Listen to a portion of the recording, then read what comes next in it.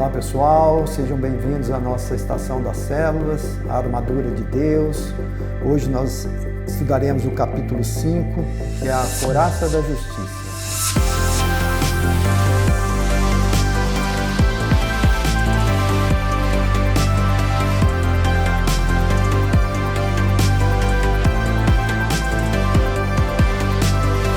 Nesse capítulo, é o capítulo 5 do livro Armadura de Deus, na página 49, nós vamos começar a estudar sobre a couraça da justiça.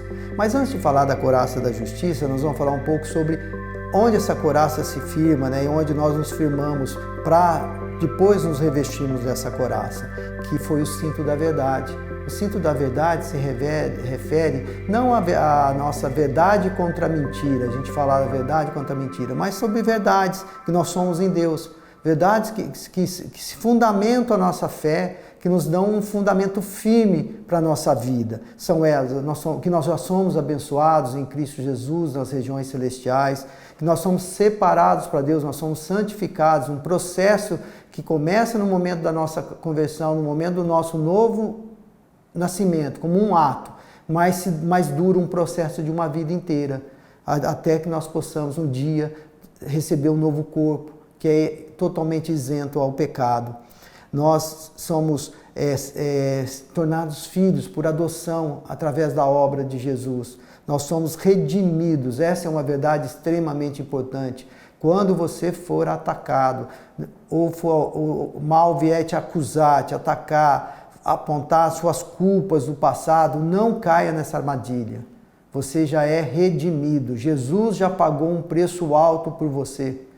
Com o derramamento do seu sangue, derramamento da sua vida, Ele te comprou, Ele te resgatou do poder do pecado e do poder de Satanás. Então você é redimido. Você agora se torna herança de Deus, recebendo um selo do Espírito Santo. Então nós somos selados como propriedade de Deus. E nós recebemos uma nova posição espiritual. Apesar de ainda estarmos nesse mundo, nós agora estamos posicionados com Cristo nas regiões celestiais, onde nós recebemos dele poder, e aí nós podemos enfrentar com poder superior todos os principados, todas as hostes da maldade, mas nas regiões celestes. Não é aqui a nossa luta não é contra carne e sangue, a nossa luta é contra os principados e potestades nas regiões celestiais.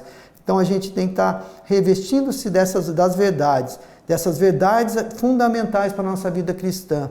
A gente vai começar a se revestir, a vestir a couraça da justiça. E essa couraça da justiça não é a justiça própria nossa. Então, às vezes, a gente pode se sentir enfraquecido por olhar para nós mesmos e vermos que a cada dia a gente comete algum ato ruim, cometemos algum pecado, uma desobediência ao padrão que Deus estabeleceu, e a gente se sente injustiçado, a gente não sente que a gente não é digno, a gente pode se sentir enfraquecido se a gente for confiar na nossa própria justiça. Então, a couraça da justiça não se trata da sua justiça, não se trata da minha justiça. Aliás, esse é um ponto que foi muito difícil para eu aceitar na minha conversão. Quando falaram a primeira vez, um cristão veio falar comigo, um evangélico veio falar comigo sobre Jesus. Quando eu ainda fazia o meu mestrado, ele se aproximou de mim falando que eu questionando a parte de justiça, mas se eu for bom, se eu fizer obedecer os mandamentos, se eu respeitar meu pai, minha mãe, se eu não mentir, não roubar, não adulterar, não matar, eu não tenho valor perante Deus? Ele não soube me responder, ele não soube. Ele falou que as obras nossas somos só justos em Jesus. Ele não soube me explicar, e isso para mim eu falei, esse Deus eu não quero. Ou seja, eu me achava justo, achava que as minhas obras de justiça eram suficientes para me apresentar diante de Deus, reivindicar alguma coisa. E aí até ter um encontro verdadeiro e cair a ficha, eu ainda acreditava que a minha defesa eram as minhas obras de justiça. E aqui a couraça da justiça fala claramente, não são essas obras, porque o profeta Isaías, ele deixa muito claro no capítulo 64, no versículo 6, que as nossas justiças não servem para nada, diante de Deus elas são imundícia. Lá ele diz assim: todos nós somos como um impuro, e todas as nossas justiças são como trapo manchado de sangue. Todos nós marchamos como a folha, murchamos como a folha, e as nossas iniquidades nos arrastam como o vento. Então, não se trata da nossa justiça. Não é essa justiça que a gente está falando. Nós estamos falando da justiça, revestida da justiça de Jesus, que é abandonar uma maneira antiga de viver, se deixar ser transformado, como está em Efésios, no capítulo 4, onde Paulo fala de uma maneira antiga de viver e uma maneira nova de viver. Quanto à maneira antiga de viver, vocês foram instruídos a deixar de lado a velha natureza, que se corrompe segundo os desejos enganosos, e se deixar renovar no espírito do entendimento de vocês, e a se revestir da nova natureza criada segundo Deus, em justiça e retidão, procedentes da verdade. Então, a verdade do Evangelho é que a gente hoje, sendo abençoados, santificados, adotados como filhos, redimidos, heranças, selados e posicionados com Cristo nas regiões celestiais, nos dá essa certeza,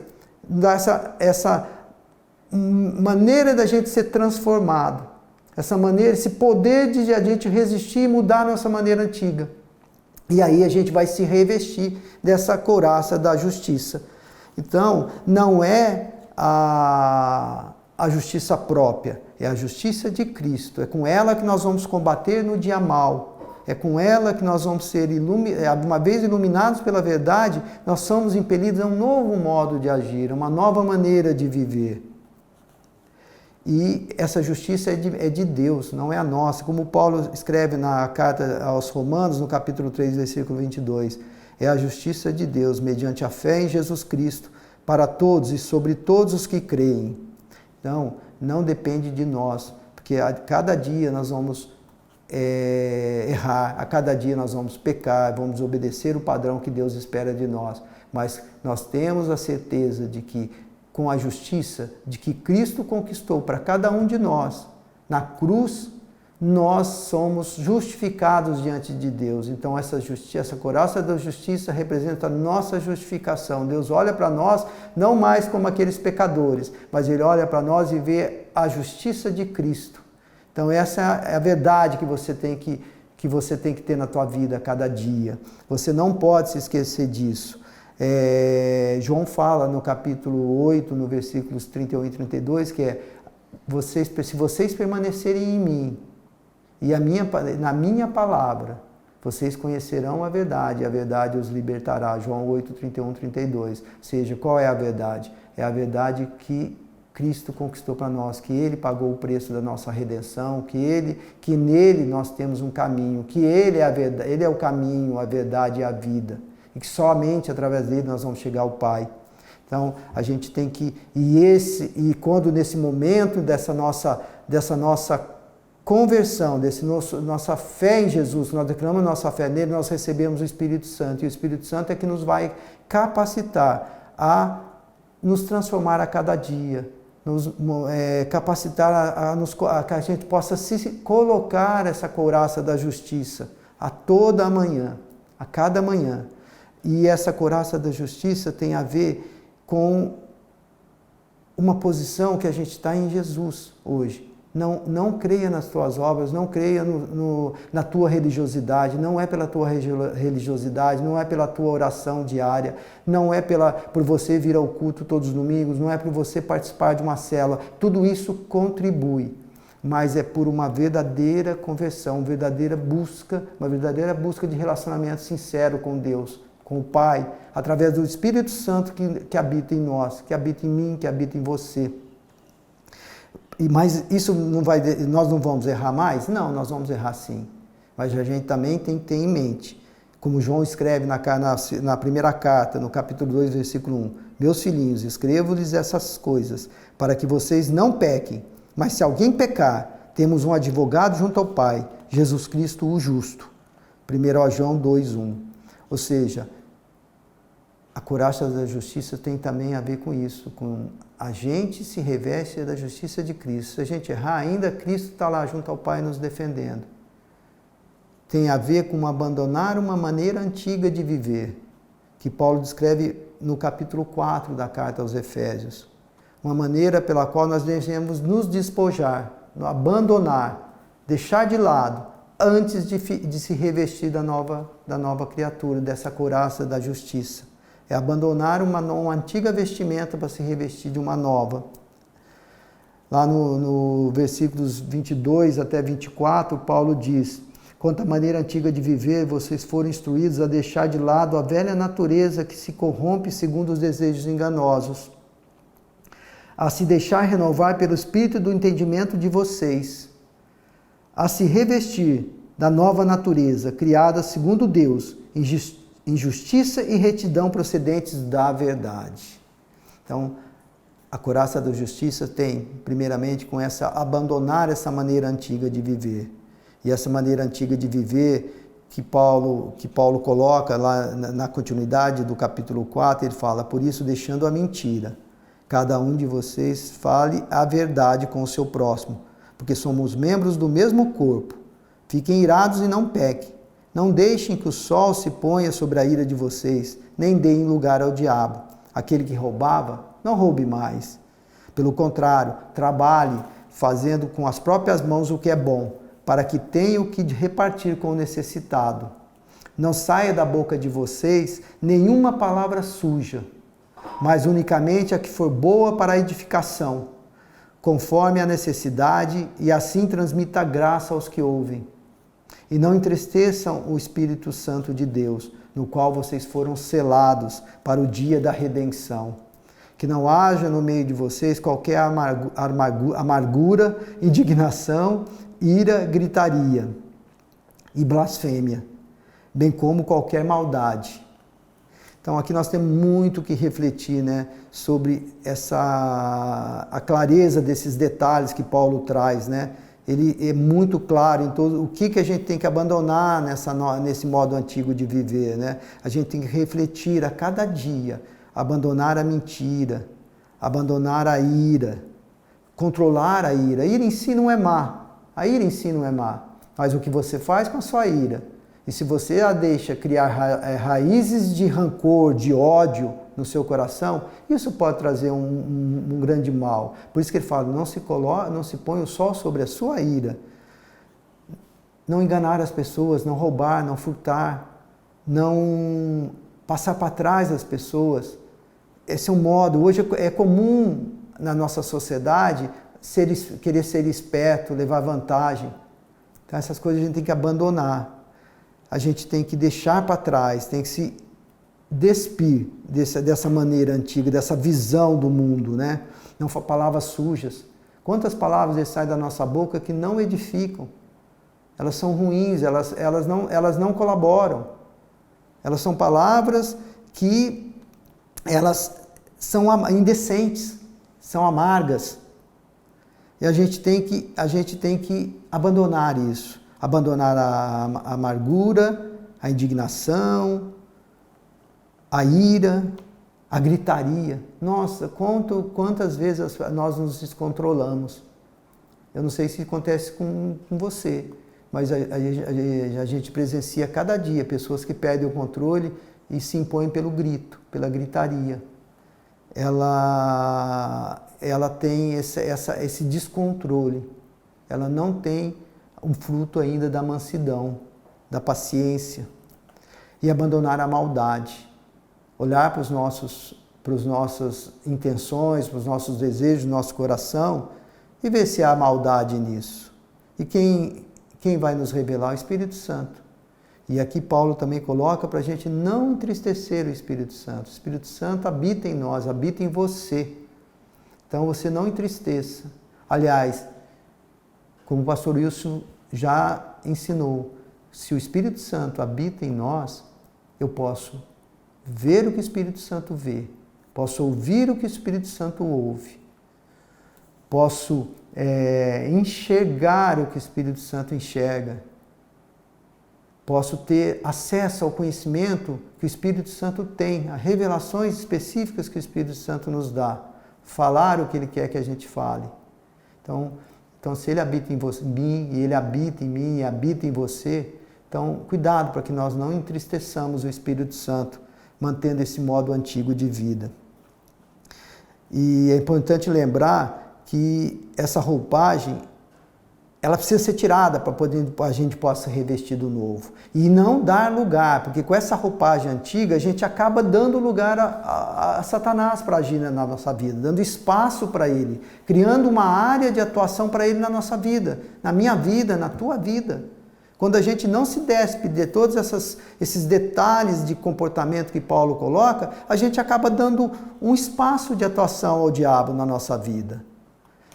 E aí é importante revestir a couraça da justiça, se revestir da couraça da justiça, para que nós possamos nos proteger de todos esses ataques que nós estamos sujeitos, porque nós não estamos isentos ao ataque do diabo. Não é porque eu sou um servo de Deus, que eu creio em Jesus Cristo como meu Senhor e Salvador pessoal, é que nós estamos isentos do ataque do diabo. Nós não estamos isentos. A gente vai simplesmente em Jesus receber todo o poder para resistir e vencer esses ataques.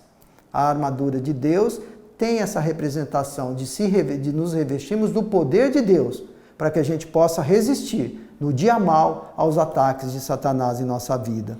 Paulo mostra aqui que não basta a gente conhecer a verdade e se mostrar, crer em Jesus como Senhor e Salvador, que isso já nos capacita a estar vestido com a couraça da justiça. Porque a gente pode crer, pode entregar a vida a Jesus, mas a gente ainda não mudou o nosso modo antigo de vida. A gente ainda vive a maneira antiga, acreditando simplesmente que a vinda à igreja, a participação na célula, a uma leitura superficial da Bíblia, a períodos de oração, às vezes até simplesmente para cumprir um determinado ritual, nos transforma. Não. A nossa transformação mostra através dos frutos que produzimos na nossa vida e na vida dos outros, como a gente produz. Então, uma maneira de você ver, se você realmente crê em Jesus, olhe para os seus atos, olhe para a sua vida, olhe para o que você produz, olhe para a sua transformação. Vê se você se transformou. Se você está se despindo dessa velha natureza, ou se você ainda está dando lugar ao diabo. O apóstolo Wilson, ele coloca aqui na página 53, né, ele usa o exemplo do membro da igreja de Corinto que dormia, né, tinha relações com a própria mulher do pai, com a madrasta. Ou seja, ele era um crente, frequentava a igreja, mas ele não tinha abandonado aquela maneira antiga de vida dele ainda. E Paulo fala que ele deveriam entregar aquela pessoa a Satanás, não para que ele fosse para o inferno condenado, mas que às vezes até a destruição do corpo pudesse resultar na salvação da alma, para que pudesse enxergar o engano, enxergar o erro. Então, a cada dia que você viva dessa maneira, olhando para o seu modo de vida e ver se você está se despindo dessa velha natureza, se você está deixando para trás tudo isso. Então, a couraça da justiça é para ser usada plenamente no nosso dia a dia, para que nós sejamos conscientes dessa vida de sobriedade que se faz necessária, para que vivamos de maneira correta diante dos poderes espirituais, para que nós não deixemos área de atuação para o diabo. E Pedro, na primeira carta, no capítulo 5, versículo 8, diz: sejam sóbrios e vigilantes. O inimigo de vocês, o diabo, anda ao derredor, como um leão que ruge, procurando alguém para devorar. O Satanás está ao redor mesmo, procurando. Mas se ele não tiver área de atuação na minha vida, na vida de vocês, ele nada poderá fazer. Em Jesus nós temos todo o poder para resistir e vencer. Eu termino com essa colocação de Pedro, para a gente permanecer sóbrios e vigilantes. Vigiar a nossa maneira de vida a cada dia, para ver se a gente está se despindo da antiga natureza e está se mudando para uma nova natureza, moldada e ajudada por nós, auxiliados pelo Espírito Santo que habita em nós, e a gente vai se revestir da couraça da justiça. Tenha uma boa célula, que esse vídeo possa ter colaborado com vocês, com os líderes, com os membros, para que a gente possa entender um pouquinho mais sobre a armadura de Deus e essa parte dela que é a couraça da justiça.